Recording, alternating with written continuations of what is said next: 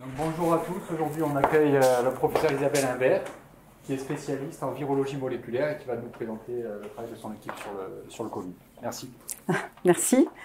Je suis ravie d'être là aujourd'hui. Donc ça va être une présentation en deux parties et je vais vous raconter une histoire qui a démarré en 2004 au sein du laboratoire AFMB qui est situé sur le campus de Lumini, où on a entrepris un travail de reconstitution de la machinerie de réplication du SARS coronavirus 1 du coup. Et ensuite, plus brièvement, je vous présenterai les projets qu'on a lancés depuis janvier 2020 dans la lutte contre la Covid-19. Donc, on a démarré un travail autour de l'étude de la réplication du SARS coronavirus 1 peu de temps après son émergence. Donc, le SARS coronavirus 1 a émergé début 2003 de Chine également, et ça a été le premier coronavirus hautement pathogène pour l'homme. Donc, notre objectif était de reconstituer in vitro cette machinerie qui permet au virus de répliquer son génome. Donc, comme vous le savez tous, le génome des coronavirus est un génome ARN de polarité positive simple brun, mais qui a une longueur tout à fait exceptionnelle pour des virus ARN, puisque on atteint des longueurs autour de 30 000 nucléotides, ce qui en fait d'ailleurs les virus possédant le plus long génome. Donc tout ça est fascinant pour comprendre comment ce virus arrive à maintenir l'intégrité d'un si long génome pour des virus ARN. Donc après que l'ARN ait été relargué dans la cellule infectée, il possède en 5' une coiffe qui va permettre sa reconnaissance par les ribosomes cellulaires, et s'ensuit donc une traduction de deux cadres ouverts de lecture qui va produire la polyprotéine 1A. Et dans 30% des cas, il y a un phénomène de frame shifting qui va permettre le prolongement de cette polyprotéine 1A en une polyprotéine 1AB. Puis, ces deux énormes polyprotéines virales vont être maturées par, en l'occurrence dans le cas du SARS, 2 protéases virales, et ça va ainsi permettre le relargage de plus de 16 protéines non structurales impliquées dans la réplication. Il faut savoir qu'en temps normal, les virus ARN de polarité positive, on est autour de longueurs entre 10-12 000 nucléotides, et on doit composer avec des protéines impliquées dans la réplication autour de 5. Donc là, on a été confronté à un système où on a plus de 16 protéines non structurales. Donc bien entendu, on retrouve les enzymes clés. L'enzyme clé de tout virus ARN, c'est l'ARN polymérase ARN dépendante. On retrouve également d'autres activités canoniques pour des virus ARN, comme des enzymes impliquées dans la formation de la coiffe, les licases, des protéases et des domaines transmembranaires qui permettent l'ancrage du complexe de réplication à la surface de vésicules. Donc ces 16 protéines non structurales codées par le virus vont s'associer et former ce qu'on appelle un complexe de réplication-transcription, ou RTC dans la suite de mon exposé. Bien entendu qu'il y a également d'autres protéines cellulaires qui sont indispensables à ce processus de réplication. Donc ensuite, ce complexe de réplication-transcription, RTC, va reconnaître l'extrémité 3' non traduite du génome viral pour répliquer son complémentaire, un brin de polarité négative, qui sera à son tour reconnu par un complexe de réplication-transcription qui peut être différent du premier, ça personne ne le sait, et ainsi générer une nouvelle copie du génome viral qui peut partir vers soit retraduction des protéines impliquées dans la réplication ou être encapsidé, tout dépendra le stade du cycle réplicatif où on est le virus. Ensuite, je vous ai parlé uniquement de l'expression des protéines impliquées dans la réplication, mais ce virus code également des protéines structurales et accessoires. Et il a mis en place une stratégie tout à fait étonnante et fascinante, puisqu'il va transcrire ces 8 ARN messagers dits subgénomiques par un mécanisme discontinu sur lequel je vais brièvement revenir après. Et ce mécanisme fait que les extrémités 3' et 5' de ces 8 ARN messagers subgénomiques sont les mêmes. Donc ça implique, vous vous doutez, des sauts de brin lors des mécanismes de transcription. Donc à l'heure actuelle, on n'a pas l'image globale, mais on a des hypothèses privilégiées quant aux mécanismes qui ont été adoptés par les coronavirus pour transcrire ces ARN messagers qui codent les protéines structurales, dont la fameuse spike. Donc c'est hyper important de comprendre ces mécanismes, parce que potentiellement, bloquer la production de spike serait une cible tout à fait intéressante.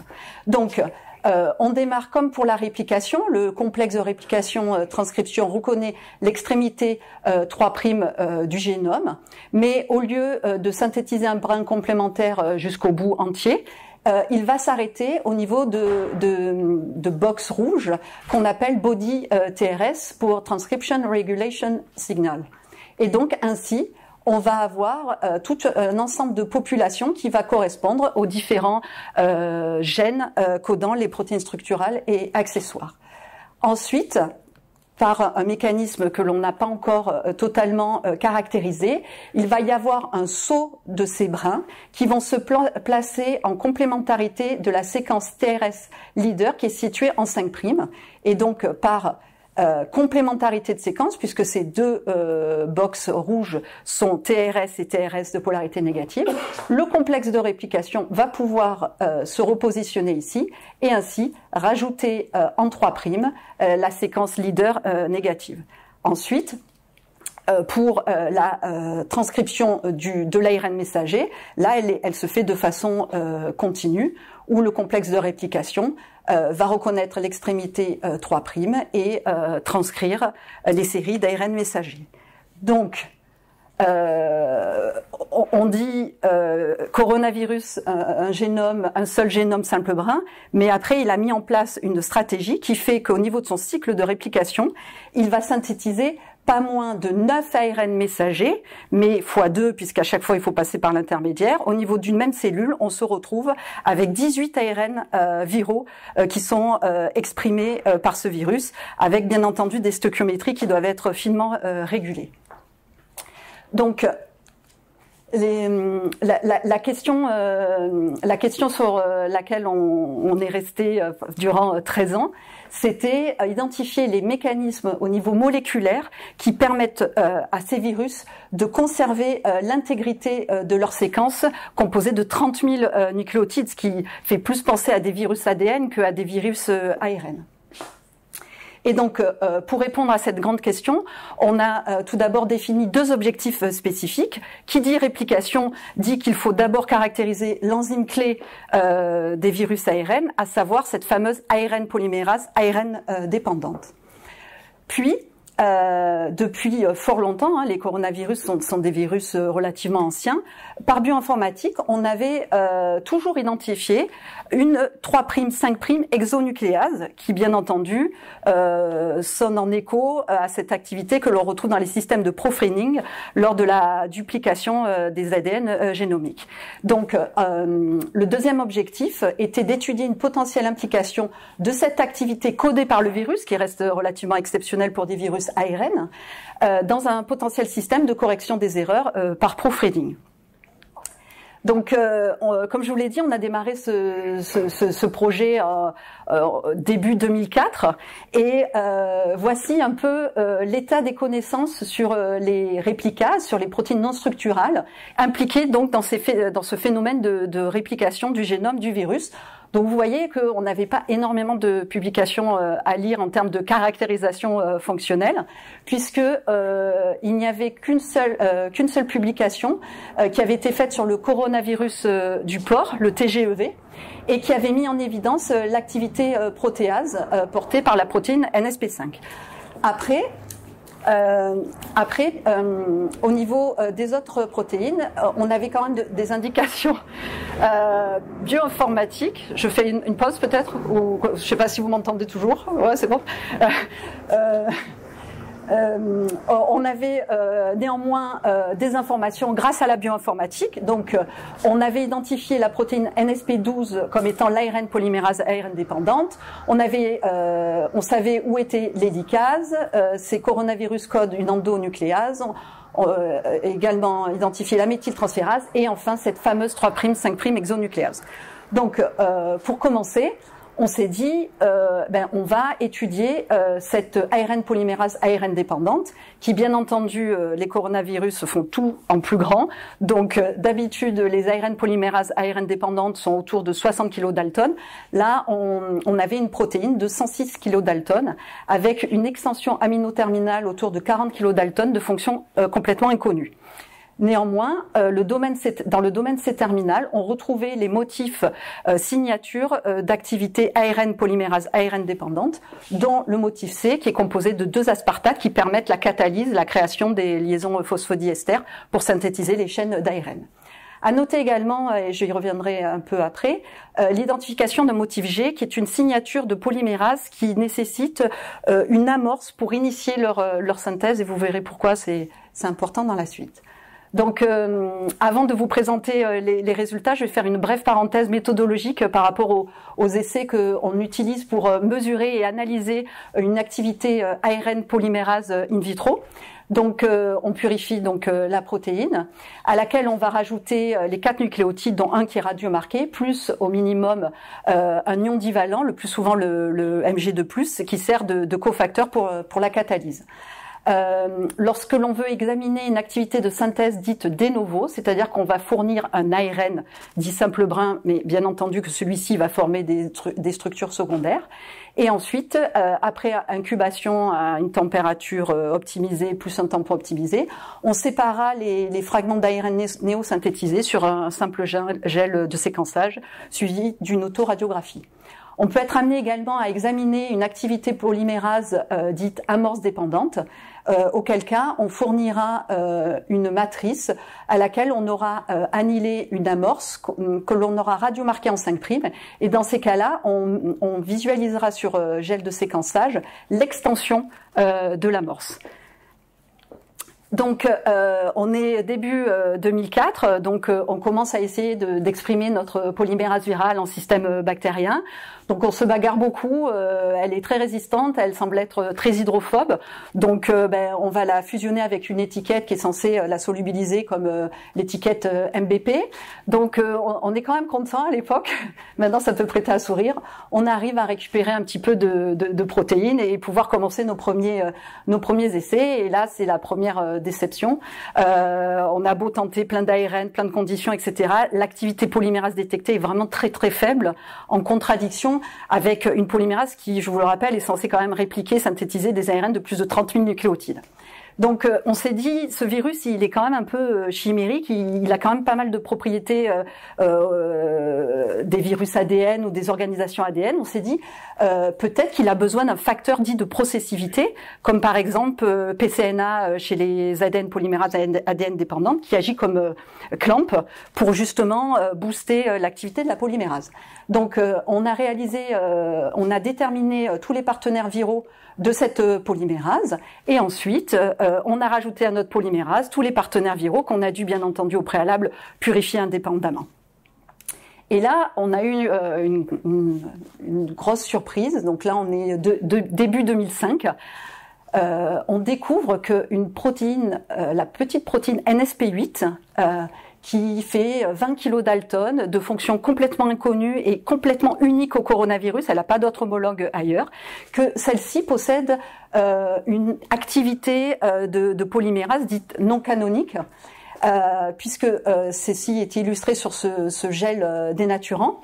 On a donc utilisé comme matrice d'ARN ce qu'on appelle une matrice homopolymérique, c'est-à-dire qu'elle est composée de 15 cytosines. Et comme vous pouvez le voir, donc là c'est une incubation en fonction du temps. Lorsqu'on analyse en fonction du temps, on voit l'apparition de produits de réplication. Donc on était assez surpris que cette petite protéine ait intrinsèquement une activité polymérase. En contrôle, on a également testé 2 polymérases, cette fois-ci canoniques, disponibles au laboratoire, la polymérase du virus de l'hépatite C et celle de la dengue, qui par contre sont capables de produire des ARN beaucoup plus longs. Donc on a continué notre caractérisation de cette petite protéine qui s'exprimait assez bien, donc ça c'était plutôt une bonne nouvelle. Et déjà on a testé tout plein de combinaisons d'ARN comme matrice. Et on a pu identifier une séquence promotrice, c'est-à-dire que pour que NSP8 soit active en tant que polymérase, il faut lui fournir un substrat d'ARN qui comporte 2 cytosines avec un G ou un U. À partir de là, on s'est demandé si elle était quand même capable de produire des ARN un peu plus longs, puisque jusqu'à présent on testait des ARN matrices de courte taille. Donc on a transcrit in vitro un fragment du génome viral de 373 nucléotides et on l'a donné en substrat à cette protéine NSP8. Et comme vous pouvez le voir, en contrôle, on a utilisé la polymérase du virus de l'hépatite C. Autant la polymérase du virus de l'hépatite C est capable de répliquer de façon complète cette matrice, autant NSP8 n'est capable de ne faire que des courts ARN. Donc, en petit bilan de ce qu'on avait découvert concernant cette protéine, c'est qu'elle était capable de synthétiser des courts oligonucléotides et que l'ARN matrice devait posséder cette séquence canonique. Donc ces caractéristiques nous ont fait penser que NSP8 serait potentiellement une ARN primase, mais ARN dépendante, alors que vous le savez, les ARN primases sont ADN dépendantes puisque ce sont ces enzymes qui synthétisent les fragments d'Okazaki qui permettent donc la duplication du brin retard de l'ADN. Et donc on a proposé que NSP8 serait donc la première ARN primase ARN dépendante et que potentiellement elle pourrait servir de cofacteur pour notre polymérase canonique. En parallèle de notre travail fonctionnel, une équipe en Chine a réussi à résoudre la structure cristallographique de NSP8. Mais pour que NSP8 puisse cristalliser, elle avait besoin d'un autre cofacteur qui est la petite protéine NSP7, 10 kilodalton, unique au coronavirus, de fonction inconnue. Donc on va dire que le puzzle commençait un petit peu à s'assembler quant à ces protéines. Donc la structure qu'ils ont résolue forme un hexadécamère qui est formé donc de 8 molécules de NSP8 associées à 8 molécules d'NSP7 représentées en vert. Et vous voyez que le rôle de NSP7 dans ce cadre-là est vraiment de stabiliser cet hexadécamère. Et les auteurs de cet article ont montré que le canal qui était formé par cette structure pouvait, de par sa taille et de son potentiel électrostatique, totalement accommoder un ARN double brin. Le temps avance, les progrès également aussi, et on a découvert la possibilité d'avoir des gènes synthétiques optimisés pour l'expression des protéines dans un organisme voulu. Et donc en 2012, voilà les niveaux d'expression qu'on arrivait à avoir sur la polymérase du SARS. Et donc on avait tout pour pouvoir examiner une activité polymérase en présence des 2 potentiels cofacteurs que nous avions identifiés. Donc, en substrat d'ARN, on a utilisé une amorce hybridée à sa matrice, puisque, comme je vous l'ai dit dans l'introduction, l'étude bioinformatique de la polymérase laissait penser que celle-ci, pour démarrer sa synthèse, elle avait besoin d'une amorce. Donc, c'est pour ça qu'en système, on a utilisé un système de primer template, où le primer fait 20 nucléotides, et s'il y a une activité, celui-ci sera étendu jusqu'à 40 nucléotides, qui correspond à la taille de la matrice. Et donc, voici les résultats que nous avons obtenus. Nous avons testé toutes les combinaisons des 3 protéines possibles. Et comme vous pouvez le voir, on était assez contents. On arrive à détecter une extension de l'amorce uniquement lorsque la polymérase NSP12 est mise en présence de ces 2 cofacteurs. Donc, vous allez me dire, oui, mais NSP8, potentiellement, vous avez dit qu'elle avait aussi une activité de polymérase.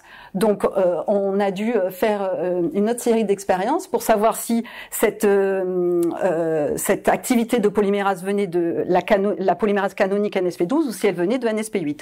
Pour ce faire, on a donc muté le site, une des 2 aspartates du site catalytique de NSP12, qui est donc l'ARN polymérase. Et comme vous pouvez le voir, l'activité polymérase disparaît. Donc on a pu conclure que l'activité ARN polymérase est bien NSP12 dépendante.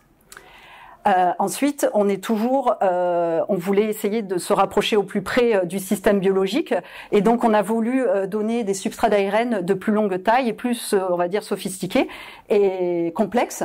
Et donc, on a fourni un substrat d'ARN de 339 nucléotides qui correspond aux 339 derniers nucléotides de l'extrémité 3' non traduite du génome viral avant la queue poly A, qui est donc un substrat d'ARN naturel pour la polymérase. Et donc, on a fait une time course. Donc, voici les résultats. Et comme vous pouvez le voir, on détecte la synthèse d'ARN complémentaire de l'ARN template. On voit également l'apparition d'un produit au double de la taille de l'ARN matrice au départ, et ceci est couramment observé dans le cadre d'essais in vitro. On appelle ça un système de backpriming, où il y a une boucle et qui fait que l'ARN template est naturellement élongué, mais ça reste de l'activité ARN polymérase. Donc, on a pu montrer que notre complexe polymérase était capable de répliquer au moins des ARN jusqu'à un peu plus de 300 nucléotides. Donc, tous ces éléments laissaient penser que NSP7, NSP8 pouvaient agir comme facteurs de processivité. Donc, un facteur de processivité, en outre, il va augmenter l'affinité de la polymérase vis-à-vis de son substrat d'ARN. Donc, pour adresser cette première question, on a réalisé des expériences de retard sur gel où on a marqué on a utilisé le même substrat d'ARN qui est radiomarqué, et ensuite on a mis des concentrations croissantes de protéines. Donc quand on met la polymérase NSP12 seule, vous voyez qu'il n'y a pas de retard, il n'y a pas d'interaction avec l'ARN. Quand on met le complexe NSP7, NSP8, on voit une certaine affinité pour l'ARN, mais par contre, comme vous le voyez, lorsque l'on met les trois protéines ensemble, il y a clairement une activation de la fixation de l'ARN par NSP12 grâce à la présence de ces deux cofacteurs. Ça va ? Donc, ceci étaient des éléments encourageants quant à déclarer que NSP7, NSP8 pouvaient agir comme facteurs de processivité, mais cela n'était pas suffisant pour vraiment le déclarer. Donc, comme je vous l'ai dit, un facteur de processivité, ça agit comme clamp, ça va permettre de bien maintenir la polymérase sur sa matrice afin d'éviter que celle-ci tombe et fasse donc des cycles abortifs. La processivité va en opposition avec la distributivité, c'est-à-dire qu'on a une enzyme peu efficace, elle commence à monter sur son ARN matrice, elle fait quelques nucléotides et pouf, elle tombe. Donc, pour vraiment être sûr que 7-8 agissait vraiment comme clamp et permettait d'attacher, on va dire, solidement la polymérase à sa matrice, on a dû designer une expérience où on ne visualisait qu'un seul cycle d'initiation de novo. C'est-à-dire que on ne va regarder qu'un seul cycle. La polymérase, le complexe polymérase se fixe sur l'ARN matrice, synthétise, et on doit avoir ce snapshot et être sûr qu'elle a fait un brin entier ou au contraire elle est tombée. Et donc pour ceci, pour capturer les polymérases entre guillemets qui tombent, je sais pas si c'est français, on a utilisé ce qu'on appelle un trap, et je vais vous expliquer ça de suite.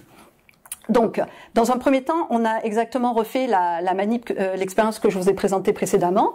Au complexe polymérase, on lui a donné ce substrat d'ARN hétéropolymérique, le 3'NTR, et on retrouve exactement les mêmes résultats. Donc, c'est une incubation en fonction du temps. Donc, on voit l'apparition du produit de novo de synthèse, le système de backpriming. Et ce qui est important de noter, c'est que vous voyez que lorsqu'on augmente les temps d'incubation, on voit l'apparition de produits abortifs. C'est-à-dire que au bout d'une dizaine, quinzaine de minutes, elle démarre, mais elle tombe. Donc, elle n'est pas à 100% active. Ensuite, à ce substrat d'ARN, on a rajouté un excès molaire de 200 fois du petit ARN primer template que je vous avais montré précédemment. Et donc, comme attendu, vu qu'on a ajouté de façon concomitante les deux ARN substrats, vu qu'il y a 200 fois plus de celui-là par rapport à celui-là, bien entendu que le complexe polymérase va préférer le substrat qu'il rencontre le plus. Avec, néanmoins, on voit quand même l'apparition de production de novo. Et ensuite, la dernière expérience a été de d'abord pré-incuber notre complexe polymérase avec le long ARN, le 3'-NTR, d'accord? Et une fois que ce complexe est associé, c'est-à-dire que la polymérase commence à démarrer, on a ajouté l'excès molaire du primer template ici en bleu.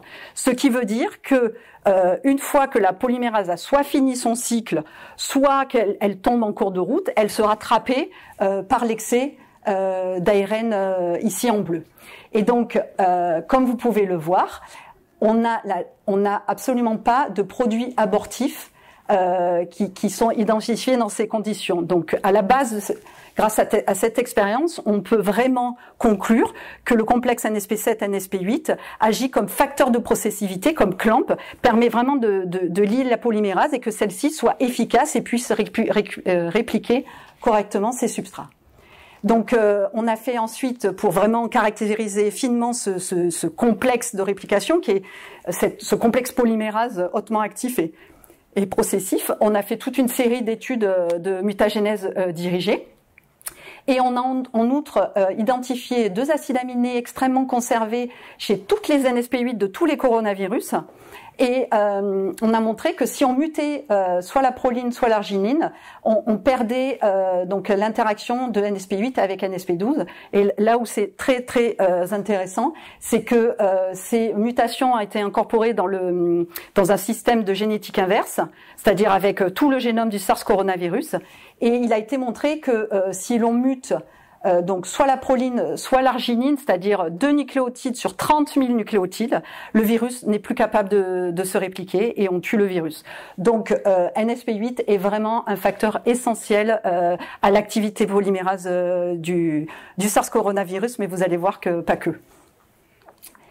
Donc là, on est début 2014. Donc ça y est, on a un complexe polymérase du SARS coronavirus hautement actif, et donc on va pouvoir se pencher sur une potentielle coopération de la polymérase avec la 3'5' exonucléase codée par le virus. Donc ici, c'est juste pour schématiser en termes d'évolution. Donc voici toute une série de virus ARN qui ont été classés en fonction de la taille de leur génome. Et vous voyez qu'il y a clairement un fossé entre 15 000 et 30 000. Et la différence au niveau des activités codées, c'est que les virus comme les coronavirus, les torovirus, les ronivirus qui ont des génomes ARN entre 25 jusqu'à 31 000 nucléotides codent tous en leur génome une 3'5' exonucléase en opposition aux virus à plus court génome. Donc, la première grande avancée quant à un potentiel système de correction des erreurs par proofreading chez les virus ARN, elle a été faite dans le laboratoire de Mark Denison aux États-Unis en 2010, où il a utilisé la génétique inverse et dans le contexte du génome entier, il a muté le site catalytique de l'activité exonucléase qui était connu, et après 20 passages, grâce au deep sequencing, il a séquencé des génomes. Et donc, vous avez en contrôle le génome du SARS wild type. Et en dessous, vous voyez le séquençage du génome où l'activité exonucléase a été mutée, que l'on retrouve ici par la barre rouge. Et ainsi, il a pu montrer en contexte in vivo que la perte de l'activité exonucléase chez le SARS coronavirus augmentait le taux de mutation de plus de 20 fois. Donc nous, on voulait examiner cette coopération au niveau moléculaire et il nous fallait disposer de l'exonucléase virale purifiée et active.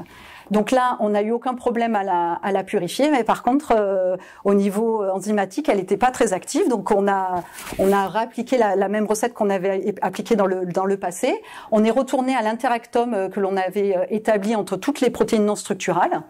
Et donc ça, c'est un interactome fait par double hybride en levure. Et on avait vu une forte interaction, c'est-à-dire dans les deux sens, entre NSP14, qui est donc la 3'5' exonucléase, et la petite protéine NSP10. Et donc, on a donc réalisé un test exonucléase qui est l'opposé d'un test ARN polymérase. Donc là, on a le substrat qui est radiomarqué, mais une activité exonucléase fait qu'au contraire, le produit va être dégradé en produit plus court. Et donc, comme vous pouvez le voir sur ce gel, le fait d'ajouter NSP10 à l'exonucléase stimule largement cette activité. On a jusqu'à une activation de plus de 30 fois. Donc, bien entendu, on a voulu voir si cette exonucléase était capable de dégrader des misincorporations, des mismatchs.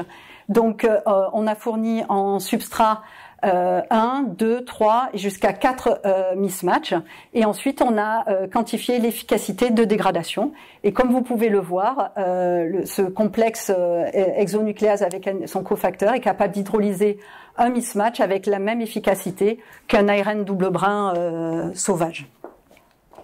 Donc, on avait les deux acteurs, on avait un complexe polymérase actif, on avait une 3'5' exonucléase. Donc, on a voulu voir si on arrivait à recréer dans le tube le proofreading. Donc là, je vous ai remis, juste pour mémoire, le système de correction des erreurs lors de la duplication de l'ADN, où bien souvent l'ADN polymérase ADN dépendante, au niveau de sa organisation, la 3'5' exonucléase est un domaine de l'ADN polymérase ADN dépendante.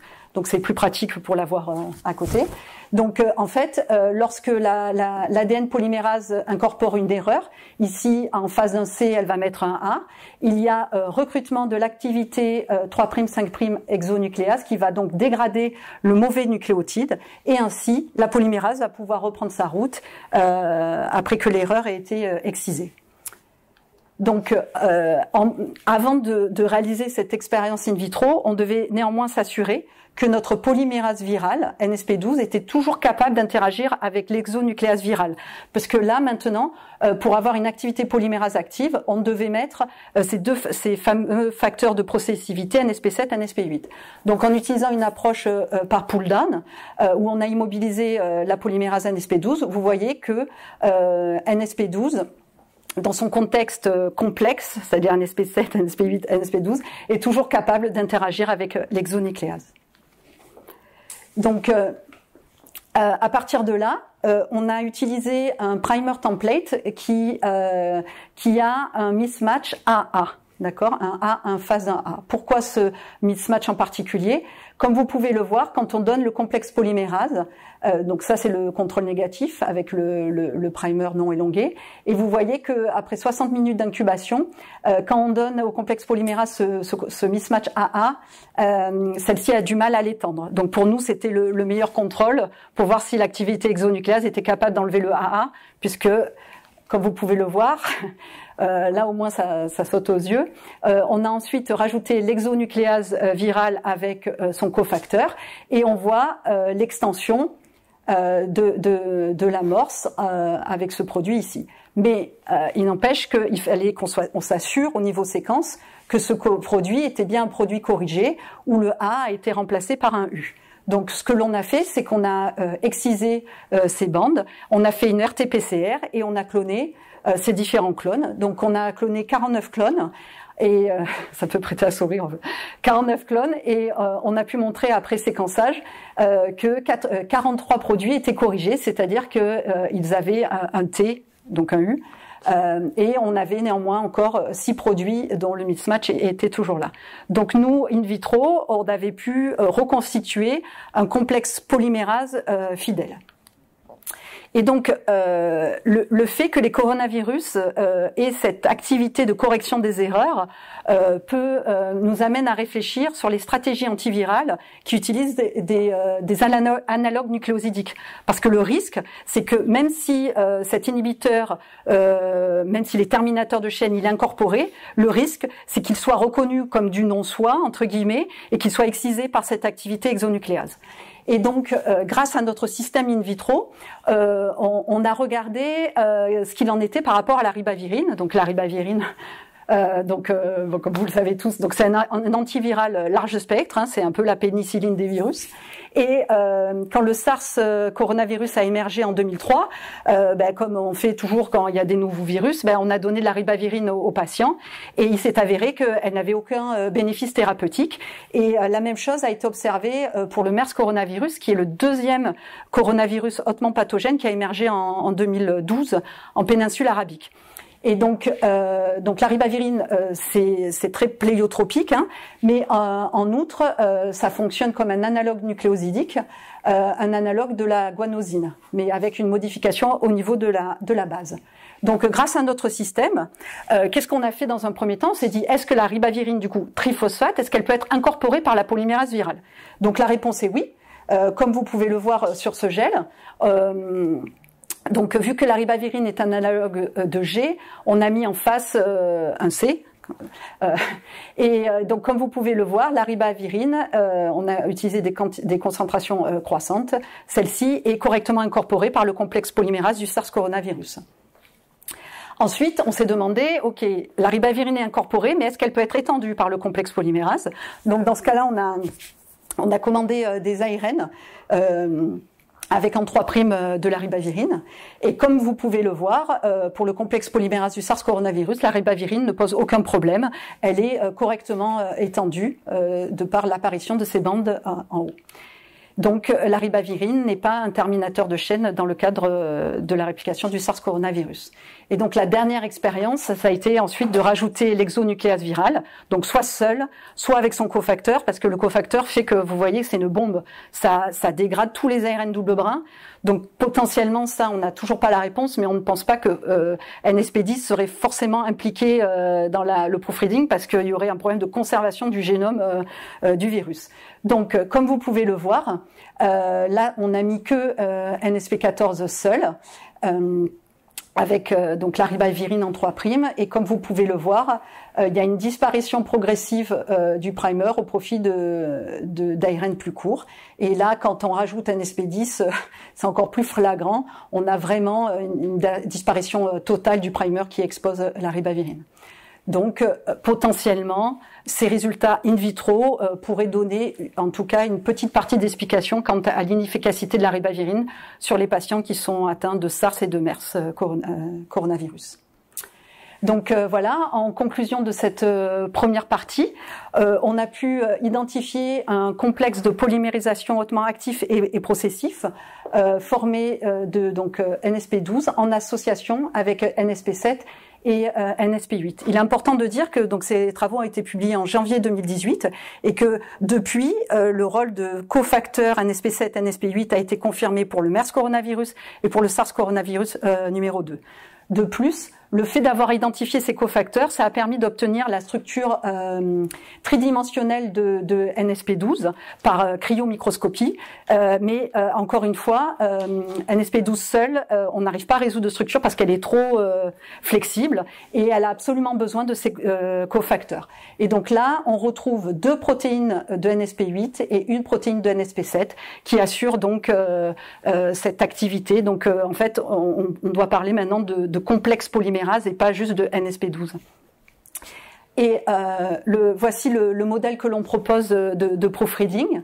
Donc, lorsqu'il y a incorporation d'un mauvais nucléotide, il va y avoir donc translocation du cofacteur NSP7, NSP8 qui va permettre l'arrêt de la polymérase et ainsi le recrutement de l'exonucléase NSP14 et ainsi le brin néosynthétisé qui contient le mauvais nucléotide va transloquer dans le site catalytique de l'exonucléase qui permettrait ainsi de dégrader le mauvais nucléotide et après la polymérase comme pour l'ADN proofreading peut reprendre sa route.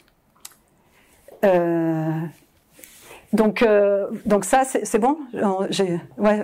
Donc après ça va être très rapide. Donc ça c'est 13 ans de travail. Et donc dans cette deuxième partie, je vais vous présenter très succinctement les différents projets qu'on a mis en place dans la lutte contre le SARS coronavirus 2. Donc le premier projet, ne vous inquiétez pas, je ne vais pas rentrer dans les détails. Donc en fait, le premier projet, il s'appuie directement du travail que on a pu réaliser précédemment sur le SARS coronavirus 1, mais on a voulu aller plus loin, c'est-à-dire que là, on s'est donné comme objectif d'essayer de modéliser informatiquement, in silico, le complexe de réplication du virus.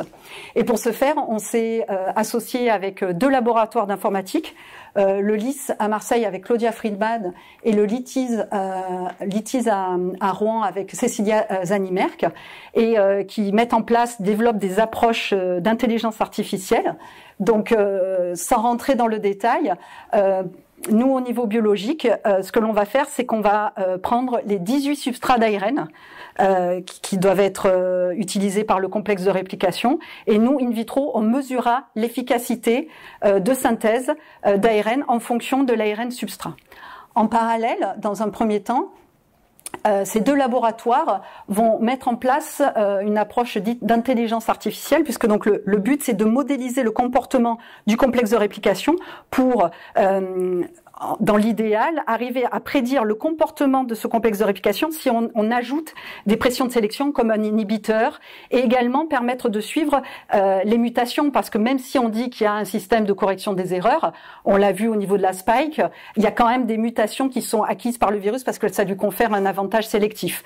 Donc le SARS-CoV-2 est un élément un modèle extraordinaire parce qu'on dispose d'énormément de données de séquençage, et donc on sait d'où on est parti, on sait où on est à l'heure actuelle, et donc ça va nous permettre de tester la véracité de notre modèle. Donc l'approche d'intelligence artificielle que l'on met en place actuellement, ça va être tout d'abord de développer des technologies sémantiques, c'est-à-dire la mise en place d'ontologie. Donc c'est quoi l'ontologie en des termes simples? C'est qu'on va mettre en place des modèles conceptuels et formels, c'est-à-dire que dans un premier temps, on va décrire les différents composants du virus. Alors, il est fait de nucléotides, ça va donner des polyprotéines, ensuite des protéines. Et après, tous ces composants on va élaborer à partir de ces composants une base de connaissances sous forme de graphes pour mettre une chronologie, une temporalité, etc. Et en fait, ce système, après, il est alimenté de toutes les séquences génomiques qui sont disponibles, et ça va permettre de fournir, grâce donc c'est très informatique, hein, à la formalisation des règles fondées sur le logique, notre système, il va être capable de raisonner et d'inférer, de faire des déductions, de dire, eh ben voilà, la production de tels composants, ça va se faire comme ça. Et après, toutes ces ontologies vont être récupérées pour faire de la simulation d'événements discrets, qui est d'autres approches informatiques, pour, au final, arriver à avoir un complexe de réplication in silico qui nous dira, avec tel ARN dans un premier temps, l'efficacité sera comme ça, puisque nous, on est capable d'enrichir les résultats de simulation grâce aux données biologiques qu'on aura générées en laboratoire. Donc ça, c'est quelque chose qu'on a lancé depuis fin mai. Donc c'est vraiment les prémices. Mais au niveau des informaticiens, eux, leur objectif, c'est de modéliser le cycle réplicatif au niveau de la cellule. Ils ont tous les compartiments modélisés, puisque jusqu'à présent, en fait, ça se faisait essentiellement par mathématiques. Donc là, c'est quelque chose de complémentaire qu'on essaie d'apporter. Et ensuite, si j'ai encore 2 minutes. Voilà, j'arrête. Donc, juste pour dire courte, à l'AFMB, on a une plateforme de production de nanobodies. Donc, les nanobodies, ce sont des anticorps non conventionnels qui n'ont que des chaînes lourdes. Et donc, tout en gardant les affinités, les spécificités retrouvées chez les anticorps traditionnels, on les produit en bactéries, ils sont très stables, très solides, très petits, on peut faire du multivalent. Et donc, ça en fait des outils extraordinaires à des fins thérapeutiques, mais également diagnostiques. Donc, très rapidement, donc ça c'est géré au niveau de l'AFMB par Alain Roussel.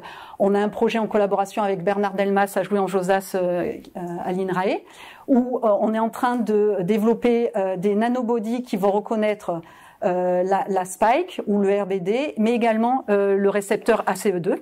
Et donc, vu que c'est des protéines membranaires, que c'est assez dur à purifier, qu'on veut immuniser le lama avec des protéines, on va dire, qui correspondent le plus avec des épitopes natifs. En fait, on immunise les lamas avec les protéines membranaires qui sont exposées à la surface de vésicules pour qu'elles gardent leur environnement naturel.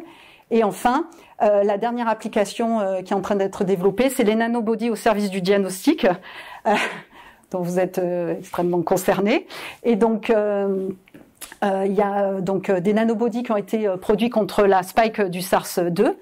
Il y a eu une mutation afin que les paratopes soient correctement orientés, afin de capturer, en l'occurrence, les particules de SARS coronavirus 2.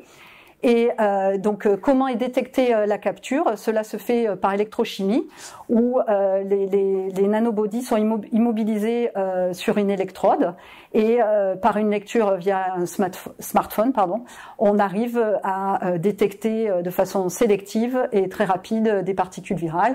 Bien entendu, le diagnostic est confronté à la méthode de référence de RT-qPCR, et voilà. Donc ça, c'est chapeauté par Alain Roussel également dans l'équipe, et c'est Sabine Znuneritz, qui est chimiste à Lille, qui gère ces aspects. Ils sont en train de développer aussi un test de diagnostic, mais pour les laboratoires, avec un autre système de détection par SPR, puisque là c'est du POC, c'est du point of care, donc ils sont en train de faire différentes choses.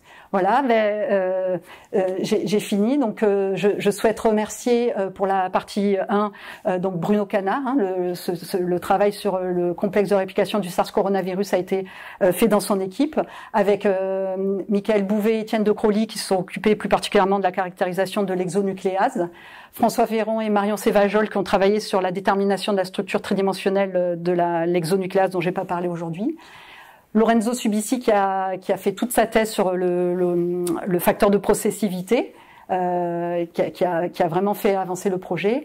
Et enfin, Anna Teresa de Moraes, qui était postdoctorante et qui a travaillé sur le système proofreading et qui était d'ailleurs payée par une bourse de l'Infectiopol.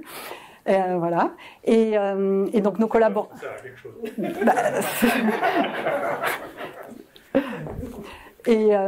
Et donc. Et enfin, nos collaborateurs à Leiden, l'équipe du professeur Eric Snyder pour la réverb génétique. Et enfin, pour la partie 2, donc les futurs projets, ils sont faits dans l'équipe dirigée par Alain Roussel, que je remercie. Je remercie tous les membres de l'équipe, et plus particulièrement Emeline Grelet, India Lott et Marion Peltré, qui ont accepté ce difficile challenge de modéliser informatiquement le complexe de réplication. Il n'y a pas grand monde qui y croit à l'heure actuelle, mais voilà, elles ont accepté ce challenge. Anaïs Gobert et Licia Di Morini pour la plateforme de production de nanobody, et Adeline Goulet qui est une experte en microscopie électronique. Voilà. Et puis je vous remercie pour votre attention.